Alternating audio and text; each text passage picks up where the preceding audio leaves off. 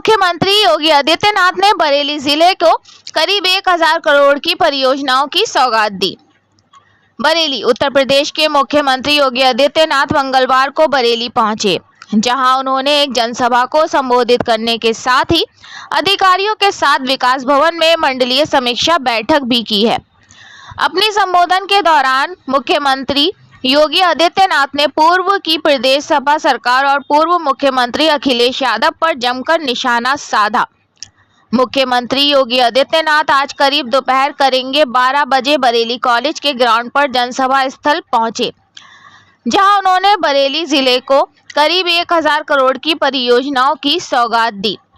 साथ ही करीब 2500 ALS और BLS एम्बुलेंस को हरी झंडी दिखाकर उत्तर प्रदेश के लिए बड़ी सौगात दी है, जिसमें बरेली को मिली 125 एम्बुलेंस बरेली सहित आसपास के 18 जिलों में आम लोगों के लिए वरदान साबित होगी। अपने संबोधन के दौरान मुख्यमंत्री योगी आदित्यनाथ ने कहा कि पूर्व की सपा सरकार में 2017 से पहले उत्तर प्रदेश में बरेली शहर एक दंगा प्रदेश कहलाता था, लेकिन 2017 के बाद अब ये बरेली शहर चंगा प्रदेश बन गया है। मुख्यमंत्री योगी आदित्यनाथ ने कहा कि जिस तरह से मां गंगा की पूजा कर हमें भव्य और दिव्य महाकुंभ के दर्शन हुए, इस तरह गौ माता की पूजा करके हमें मोक्ष प्राप्ति होगी। वहीं अपने संबोधन के दौरान पूर्व की सपा सरकार और पूर्व मुख्यमंत्री अखिलेश यादव पर निशाना साधते हुए मुख्यमंत्री योगी आदित्यनाथ ने कहा कि अखिलेश यादव और सपा के नेताओं को तो गौ माता के गोबर से दुर्गंध आती है, लेकिन अखिलेश यादव को प्रदेश में सपा सरकार के दौरान अपने कुकृत्यों से भी कभी दुर्गंध नहीं आई। मुख्यमंत्री ने कहा कि अखिलेश यादव और तमाम सपा नेताओं के गौ तस्करों और कसाईयों से संबंध थे और अखिलेश यादव कसाईयों के संरक्षक बनकर गौकशी में संलिप्त रहते थे। आप देख रहे हैं तेज बरेली न्यूज से जमीर अहमद की खास रिपोर्ट। हाँ सर, पता है। क्या नाम है? गिरीश पुरोहित। जो एक बड़ी सौगात मिलने जा रही है BLS और ALS, जी। जो कि सबसे बड़ी चीज आती थी कि जो गोल्डन आवर होता है पेशेंट के लिए, तो ALS का लाभ कैसे उठा सकते हैं? देखिए, ALS एम्बुलेंस जो हमारी है वो specially higher center to higher center होती है, अस्पताल से हायर सेंटर के लिए। जो भी गंभीर मरीज होते हैं उनके लिए योगी सरकार जी द्वारा ये IC एम्बुलेंस का प्रावधान किया जा रहा है। इस एम्बुलेंस में वेंटिलेटर, मॉनिटर, सिरिंज पंप, फीटर, डॉपलर, लारेंजियोस्कोप, ग्लूकोमीटर, सब कुछ है। और हमारे एक एक्सपर्ट होते हैं जिसे हम टेक्नीशियन कहते हैं, उनके द्वारा मरीज को अस्पताल तक सुरक्षित पहुंचाना ही उद्देश्य है सरकार का। आज कितनी एम्बुलेंस हरी झंडी दिखाई जाएगी? यहाँ आज 3 गाड़ियों का उद्घाटन यहाँ से किया जा रहा है। बाकी गाड़ियाँ हमारे 125 गाड़ियाँ हमारी जो है पूरे उत्तर प्रदेश में तैनात की जाएंगी। बरेली, ये वही बरेली है। याद करिए 2017 के पहले वर्ष में जहां 5-7 बस दंगे हुआ करते थे, पिछले 8 वर्ष में बरेली में कोई दंगा नहीं हुआ। बरेली अब चंगा, अब बरेली में दंगा नहीं, अब बरेली में चंगा है। दंगा ये सब चूहे की तरह बिलबिलाते हैं, लेकिन बाहर निकलने का तो साहस नहीं कर पाते।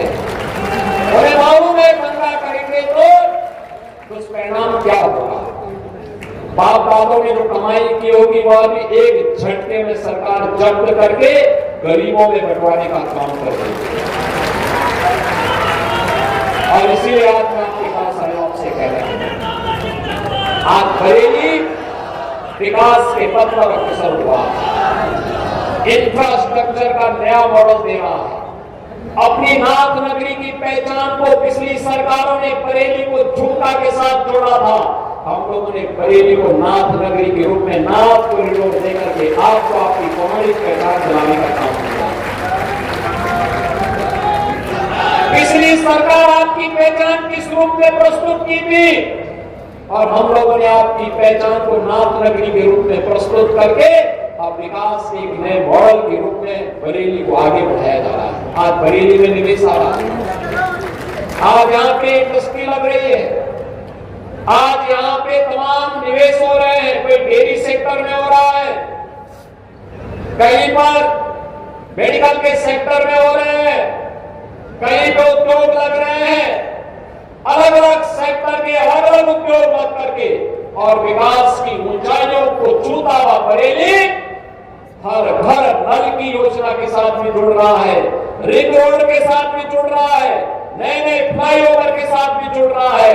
और अब बरेली गंदी सिटी नहीं, एक स्मार्ट सिटी के रूप में अपनी पहचान बना करके देश और दुनिया के अंदर अपनी हिम्मत के साथ आगे बढ़ रहा है। इस स्मार्ट सिटी के साथ आपको जोड़ने के लिए, स्मार्ट सिटी में और क्या सुविधाएं चाहिए, इसको बढ़ाने के लिए, स्मार्ट सिटी में स्मार्ट नागरिकों के लिए स्मार्ट सुविधाएं हो, इसके लिए सेफ सिटी के मकसद को प्राप्त करने के लिए आज हम सब आपके बीच में आए हैं। और मुझे इन 1000 करोड़ रुपए की परियोजनाओं को देते हुए बरेली वासियों को भी मैं हृदय से बधाई देता हूं, क्योंकि आप ही के कारण ये सब संभव हो पा रहा है। आपने अच्छे जनप्रतिनिधि चुने तो हमारे जनप्रतिनिधि प्रयास करके योजनाओं को यहां लेके आते हैं। और बरेली एक ऐसा जनपद है जहां पे डॉक्टर भी और अलग अलग तबके के जुड़े हुए लोग राजनीति में बहुत बड़ी संख्या में है। अलग विषय है, कोई प्रोफेसर है, कोई वेटनरी डॉक्टर है, कोई आयुष का डॉक्टर है और कोई एलोपैथ का मॉडर्न मेडिसिन का डॉक्टर है। लेकिन अलग अलग फील्ड के विशेषज्ञों का राजनीति में जाना यह अत्यंत सराहनीय है। कोई समाज सेवा के क्षेत्र में काम कर रहा है, अलग अलग फील्ड में, कोई ऑर्थोपेडिक्स है, कोई वहां पर आयुष का चिकित्सक है, कोई वेटनरी साइंस का चिकित्सक है और कोई किसी अन्य फील्ड का विशेषज्ञ है और कोई फिजिशियन है। आप देखिए आपके यहाँ के फिजिशियन वह मनुष्य का तो उपचार करते ही हैं, वन्य जीवों का भी उपचार कर रहे हैं। पर्यावरण और वन मंत्री के लोग वनों के आच्छादन को बढ़ा रहे हैं। एक लंबे समय से समाज सेवा करते हुए, लंबे समय से समाज सेवा करते हुए भारतीय जनता पार्टी के नीति और मूल्यों के साथ जुड़ करके जिन्होंने अपनी एक सामान्य कार्यकर्ता से अपनी जीवन यात्रा को प्रारंभ किया, ऐसे पशुधन मंत्री भी पशुधन के क्षेत्र में बता रहे थे 7,700 से अधिक निराश्रित गो आश्रय स्थल खोल करके। देखिए ये निराश्रित गोवंश समाजवादी पार्टी ने भी, और इसीलिए इन्होंने गायों को लावारिस छोड़ दिया था। देखा ना समाजवादी पार्टी के मुखिया क्या कहते हैं गोबर से मुझे दुर्गंध आती है।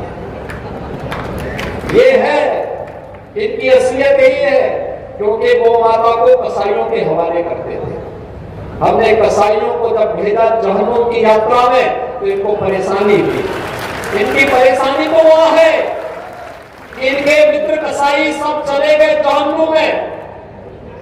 अब इन गोवंश को बचाने की चुनौती थी, तो आप ही की धरती के सपूत, आप ही के द्वारा चुने गए आंवला के विधायक ने 7,700 से अधिक निराश्रित गो आश्रय स्थल खड़ा किए और आज वहां पर 14 लाख गोवंश की देखभाल स्वयं राज्य सरकार कर रही है और शेष हमने अन्नदाता किसानों को दिए हैं। आप भी पालिए, एक गोवंश पर 1,500 रुपया हम महीना आपको उपलब्ध करवाएंगे। अगर कोई किसान 4 गोवंश रखता है तो 4 गोवंश के लिए 6,000 रुपये महीना हम उनको देते हैं।